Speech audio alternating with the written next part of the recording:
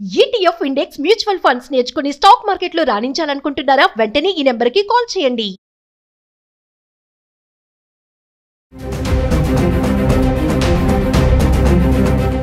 నమస్తే, welcome back to Suman TV.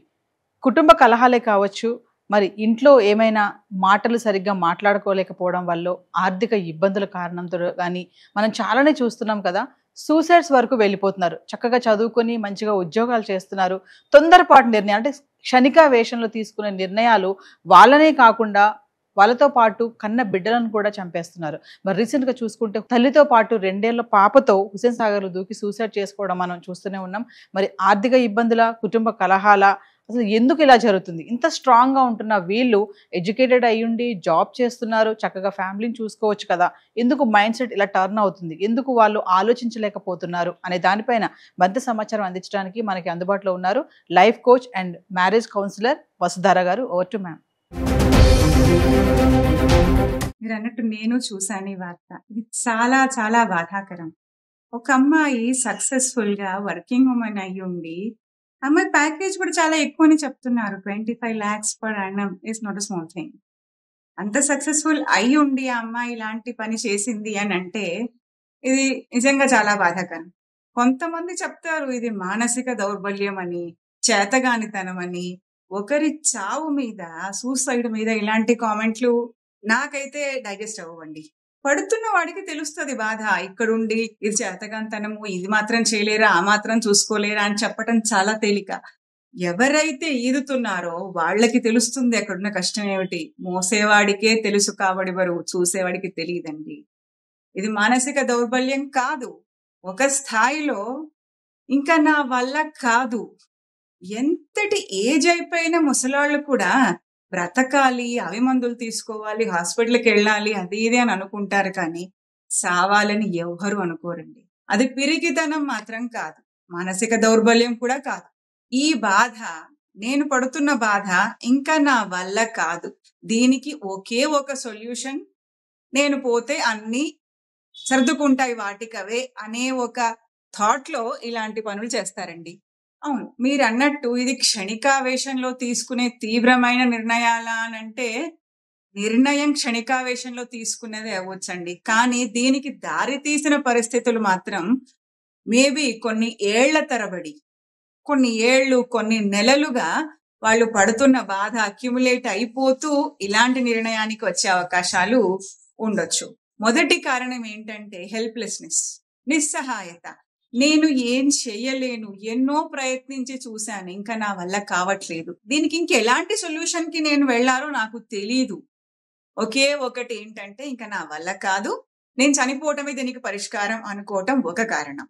ఇంకోటి ఏమిటనంటే isolation. అన్ని నేనే చేస్తున్నాను, నాకు ఎటువంటి సపోర్టు లేదు. ముఖ్యంగా వర్కింగ్ ఉమెన్ విషయంలోకి వచ్చేసరికి ఏమవుతుందమ్మా, ఆఫీస్ లో ఉండే స్ట్రెస్, ఇంట్లో ఉండే స్ట్రెస్, ఇంట్లో ఇంకో 4 మనుషులు ఉన్నారనుకోండి, ఇంటి పని, ఆఫీసు పని, పిల్లలుంటే వాళ్ళ గురించి రకరకాల టెన్షన్లన్నీ ఆ అమ్మాయి ఒకటే బర్డెన్ అయిపోతుంది ఆమెకు. సో అలాంటి సిచ్యువేషన్ లో నోరు తెరిచి అడగడానికి వచ్చి హెల్ప్ తీసుకునే వాళ్ళు కొంతమంది అయితే హెల్ప్ ఏమి తీసుకోరండి. అంత తామే చేసేసుకోవాలి, ఇది నా బాధ్యత అనుకొని చేసుకుంటూ అవతలి వాళ్ళని కొన్ని సందర్భాల్లో అరిచినా, కోప్పడ్డా మళ్ళీ వాళ్ళే చేసుకుంటారు.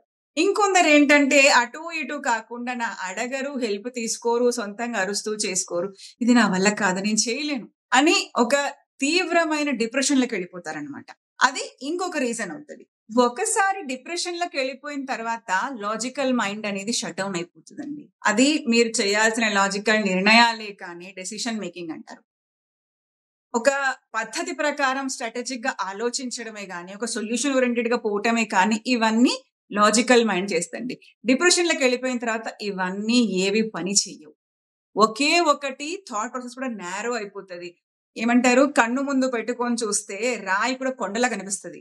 సో వీళ్ళ థాట్ ప్రాసెస్ మొత్తం నేరో అయిపోయిన తర్వాత నా బాధే చాలా పెద్దది, దీనికి సొల్యూషన్ లేదు, నేనేం చేయలేను, నాకెవరు లేరు. సో ఈ స్టేజ్ లోకి వచ్చేసరికి డిప్రెషన్ లెవెల్స్ అనేవి చాలా ఎక్కువ అయిపోతాయి. ఇంతకుముందు మీరు అన్నారు కదా, ఏంటి ఇంత చదువుకొని కూడా, సక్సెస్ఫుల్ అయి ఉండి కూడా ఇలాంటి నిర్ణయాలు ఎలా తీసుకుంటున్నారని. ఇక్కడ నేను ఒక్క మాట చెప్తానండి, చదువుకి, సక్సెస్ కి, ఎమోషనల్ ఇంటెలిజెన్స్ కి సంబంధం లేదండి. భావోద్వేగ పరంగా మానసిక పరిపక్వత అనేది అందరిది ఒకేలా ఉండదు. ఈ మానసిక పరిపక్వతకి మీరు ఎంత సక్సెస్ఫుల్, మీరు ఎంత సంపాదిస్తున్నారు, మీరు ఎంత చదువుకుంటున్నారు, కొన్ని సందర్భాల్లో మీ వయసు ఎంత అనేది కూడా ఇక్కడ సంబంధం లేదండి. చాలా పెద్ద పెద్ద వాళ్ళు, పెద్ద ఏజ్ ఉన్న వాళ్ళు కూడా మెంటల్ మెచ్యూరిటీ లేక ఇలాంటి నిర్ణయాలు తీసుకున్న వాళ్ళు ఎంతో మంది ఉన్నారు. దీపికా పదుకోన్ అమ్మాయి సక్సెస్ఫుల్, చాలా మంచి యాక్టర్, ఫైనాన్షియల్ గా కూడా చాలా సౌండ్. ఫిర్ భీ ఆమె ఇలాంటి డిప్రెషన్ కి లోన్ అయ్యారు. ఆవిడ వెళ్ళి థెరపీ తీసుకున్నారు. థెరపీ గురించి కూడా ఆవిడ సోషల్ మీడియా ముఖంగా చెప్పారు కూడా. సో సక్సెస్ఫుల్ అయ్యుండి దీనికి ఇలా ఎలా చేస్తారు అనే ప్రశ్నకు ఇదేనండి సమాధానం. సక్సెస్ కి, డబ్బులకి, చదువుకి, వయసుకి, మానసిక పరిపక్వతకి సంబంధం లేదండి. ఎవరైనా ఇది మానసిక పరిపక్వత, నేను ఎలా ట్రిగ్గర్స్ ని హ్యాండిల్ చేయాలి, ఎలా నేను ఒక డిప్రెషన్ లోకి వెళ్ళిపోవటమే కానీ, లేకపోతే నాకు ఏదైనా సడన్ గా వచ్చిన షాకింగ్ విషయం వచ్చేసింది, దీన్ని నేను ఎలా హ్యాండిల్ చేయాలి అనే విషయంలో ఒక్కొక్కరు ఒక్కొక్కలాగా ఆలోచిస్తారు. వాళ్ళ యొక్క మెంటల్ మెచ్యూరిటీని బట్టి, వాళ్ళ యొక్క ఇది వరకు వాళ్ళు ఫేస్ చేసిన ఎక్స్పీరియన్సెస్ ని బట్టి. సో ఇక్కడ అమ్మాయి చదువే గాని, అమ్మాయి సక్సెసే గాని, ఉద్యోగమే కానీ అమ్మాయిని కాపాడలేకపోయింది. ఆమె హ్యాండిల్ చేసుకోలేకపోయింది. ఆ ఎమోషనల్ డీప్ డౌన్ స్ట్రగుల్ ని అమ్మాయి హ్యాండిల్ చేసుకోలేకపోయింది. అండ్ ఇది అమ్మాయి కొంతకాలం నుంచి కూడా వాళ్ళ అమ్మ దగ్గరే ఉంటుంది అని చెప్తున్నారు. దాదాపు 2 ఏళ్ళు, 1.5 years నుంచి వాళ్ళ అమ్మ దగ్గరే ఉంటున్నప్పుడు ఎవరో ఒకరు ఒక ఇనిషియేటివ్ తీసుకొని కౌన్సిలర్ దగ్గరికి, థెరపిస్ట్ దగ్గరికి వెళ్ళి ఉండాల్సింది. ఈ సూసైడల్ థాట్స్ అనేవి వస్తూ పోతూ ఉంటాయండి. అది వచ్చి అలాగే వస్తూ పోతూ ఉంటాయి. ఒకసారి వచ్చింది అని అంటే ఎవరో ఒకరు నిర్ణయం తీసుకోవాలి. అంత పెద్ద సక్సెస్ఫుల్ ఆవిడే వెళ్ళి థెరపీ తీసుకున్నారు, దాని గురించి కూడా చెప్పారు అన్నప్పుడు మామూలు మనుషులం మనకి ఎంతండి? వెళ్ళి తీసుకోండి, ఆలోచించండి ఎక్కడ మనం పొరపాటు చేస్తున్నాము. ప్రతిసారి మన కోసం ఎవరో రావాలి, హెల్ప్ చేయాలంటే కుదరకపోవచ్చు. ఇంకోటి మీరు అడిగారు, చిన్న పాప, ఆ పాపని తీసుకొని ఆవిడ ఎలా ఇలా చేసింది అనేది. చూడటానికి ఇది క్రూరమైన చర్య, అమానుషమైన చర్య అనిపిస్తుంది. కానీ ఆ అమ్మాయి ప్లేస్ లో ఉండి ఆలోచిస్తే ఆ అమ్మాయి మైండ్ స్టేట్ ఎలా ఉంది అని అంటే, నేను ఇంత చదువుకున్నాను, నాకు ఇంత ఏజ్ ఉంది, నేను ఇంత ఉద్యోగం చేస్తున్నాను, ఇంత ప్యాకేజ్ ఉంది, నా దగ్గర ఫైనాన్షియల్ ఇండిపెండెన్స్ ఉంది, ఫిర్ భీ నేను ఇలాంటి పరిస్థితులు ఎదుర్కోవాల్సి వచ్చింది. నేను ఎక్కడైతే కంప్లీట్ గా హెల్ప్లెస్నెస్ ఫీల్ అయ్యాను, నాకు వేరే ఆప్షన్ ఏమీ లేదు, సూసైడ్ తప్ప అనే స్థాయికి అమ్మాయి ఆలోచించిందంటే, ఈ చిన్న పాప, ఈ పాపని ఎవరు చూసుకోవాలి? అది ఒక మదర్ యొక్క ప్రొటెక్టివ్ ఇన్స్టింక్ట్ అంటారండి దీన్ని. ఈ పాప ఇంకెన్ని భరించాల్సి వస్తుందో, ఇప్పుడు ఇంతే చిన్న పాప, ఈ పాపని ఎవరు చూసుకుంటారు? సో నేనుండి చూసుకోలేకపోతున్నాను, కనీసం నాతో తీసుకెళ్ళిపోతాను, అప్పుడు ఈ పాప ఈ బాధ నుంచి తప్పించుకోగలదు అనే ఒక ప్రొటెక్టివ్ ఇన్స్టింక్ట్ అండి. అది చూడటానికి క్రూరంగా అనిపించినా కూడా దాని వెనక ఉన్నది క్రూరత్వం కాదండి, తీవ్రమైన బాధ, ఇన్సెక్యూరిటీ, అభద్రత. తను పోయిన తర్వాత పాపని ఎవరు చూసుకుంటారు? తను ఇంత చదువు, తెలివితేటలు, ఇంటెలిజెన్స్, ఉద్యోగం, ప్యాకేజ్, ఫైనాన్షియల్ ఇండిపెండెన్స్ ఇన్ని ఉన్నా కూడా తన పరిస్థితి ఇలా అయిందంటే, ఈ చిట్టి పాప దీని పరిస్థితి ఏమిటి అనుకొని ఆవిడ అలా చేసింది తప్ప పిల్లల్ని చంపాలని కాదండి. అది ఒక తల్లి యొక్క ప్రొటెక్టివ్ ఇన్స్టింక్ట్. దీనికి కూడా రకరకాల కామెంట్లు పెడతారు, చలో లెట్ ఇట్ బి. ఇంకా ఏం చెయ్యాలి అసలు, ఎలా ఇలాంటి వాటిని నివారించవచ్చు? ఇది ఒక వేకప్ కాల్ అండి. ముఖ్యంగా మహిళలకి, దట్టు వర్కింగ్ విమెన్ కి ఇది ఒక వేకప్ కాల్. మన సొసైటీలో చాలా మందిని చూస్తుంటాము. మీకు చాలా మంది తల్లులు వాళ్ళ పిల్లలకి షార్ట్ టెంపర్డ్ గానే తెలుసు. ఎప్పుడు కోపడుతుంది మా అమ్మ, ఇరిటేట్ అవుతుంటది, అరుస్తుంటది అనేసి. దీని వెనక కారణం ఏమిటి అంటే నిస్సహాయత, హెల్ప్లెస్నెస్. నేను ఒక్కదాన్నే, నాకే సపోర్ట్ లేదు, అన్ని నేనే చేస్తున్నాను అనే ఒక విక్టిమ్హుడ్. ఆ విక్టిమ్హుడ్ లో నుంచి బిటర్నెస్, ఆ తర్వాత స్టేజ్ డిప్రెషన్ అండి. ఓకే, వాళ్ళకి ఎలా ఎక్స్ప్రెస్ చేయాలి, ఏం చేయాలో తెలియక ఇలా అయిపోతూ ఉంటారు. సో ఇప్పుడు జరగాల్సింది ఏమిటి, మీరు తెలుసుకోవాల్సింది ఏమిటి అని అంటే, స్ట్రెస్ ఉంది, వర్క్ స్ట్రెస్ ఉంది, ఫ్యామిలీ స్ట్రెస్ ఉంది. ఇన్ని రకాల స్ట్రెస్ల్లో మనం ఏం చేయగలం, మన యొక్క మెంటల్ హెల్త్ ని మనం ఎలా కాపాడుకోగలము ఇలాంటి తీవ్రమైన పరిస్థితులకు దారి తీయకుండా అంటే ఫస్ట్ థింగ్ ఎమోషనల్ చెక్-ఇన్స్ అండి. అంటే అప్పుడప్పుడు నేను ఏం ఫీల్ అవుతున్నా, నా టెండెన్సీ ఎటు వెళుతుంది, నేను అందరినీ కోపడుతున్నానా, అరుస్తున్నానా, ఏం చేస్తున్నాను అని మీకు మీరు చెక్ చేసుకోండి. ఇదివరకు కొంతమందికి డైరీ రాసే అలవాటు ఉండేది, కానీ ఇప్పుడు నేను చెప్తున్నానండి, జర్నలింగ్ అనేది ఒక అలవాటుగా పెట్టుకోండి. మీ యొక్క భావోద్వేగ పరంపరను మీరే అబ్జర్వ్ చేయండి. ఎలా ఉంది నా భావావేశం అనేది, నేను నాకొచ్చే కోపాలని ఎలా హ్యాండిల్ చేస్తున్నాను, నాకొచ్చే ఫ్రస్ట్రేషన్ ఎలా హ్యాండిల్ చేస్తున్నాను, నేను వేరే వాళ్ళ మీద అరుస్తున్నానా, పిల్లల మీద అరుస్తున్నానా, హస్బెండ్ మీద అరుస్తున్నానా, ఇంకా ఏం చేస్తున్నాను నేను.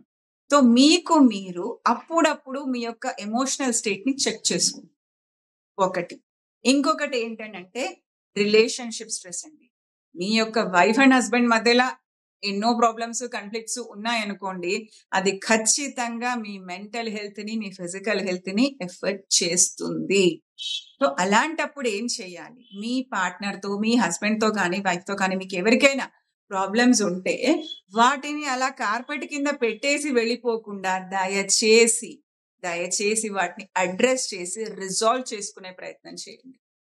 దీనివల్ల స్ట్రెస్సే కాదండి, రిజెంట్మెంట్, తర్వాత మీ రిలేషన్షిప్ కూడా పాడైపోయే అవకాశాలు చాలా ఉంటాయి. సో మీ యొక్క రిలేషన్షిప్ స్ట్రగుల్స్ ని అడ్రస్ చేసుకోండి. ఇంకొకటి సపోర్ట్. ఇలాంటి వాళ్ళకి మీకేమైనా ప్రాబ్లం వస్తే ప్లీజ్ దయచేసి ఎవరితోనైనా చెప్పండి. అది చెప్తే విన్నవాళ్ళు కూడా విని కొట్టి పారేయకుండా, వాళ్ళని జడ్జ్ చేయకుండా అట్లీస్ట్ సపోర్ట్ చేయండి, మేమున్నాము. ఎస్పెషల్లీ వర్కింగ్ ఉమెన్ కి అయితే ఇంటి నుంచి సపోర్ట్ చాలా అవసరం అండి. పిల్లల విషయం అనుకోండి, ఇంటి పని విషయం అనుకోండి, ఆఫీస్ పని విషయం అనుకోండి, అమ్మాయి టైమింగ్స్ అనుకోండి, రకరకాలుగా ఇంట్లో నుంచి సపోర్ట్ అనేది తప్పనిసరి అమ్మాయికి. ఇంకొకటి లాస్ట్ థింగ్ ఏంటంటే దయచేసి థెరపిస్ట్ దగ్గరికి కానీ, కౌన్సిలర్ దగ్గరికి కానీ పోవటానికి హెజిటేట్ చెయ్యకండి. ఇప్పుడు ఉన్న పరిస్థితుల్లో ఆన్లైన్ కౌన్సిలింగ్లు, జూమ్ కౌన్సిలింగ్లు, వీడియో కౌన్సిలింగ్లు, ఆడియో ఎన్నో రకాలు అందుబాటులో ఉన్నాయండి.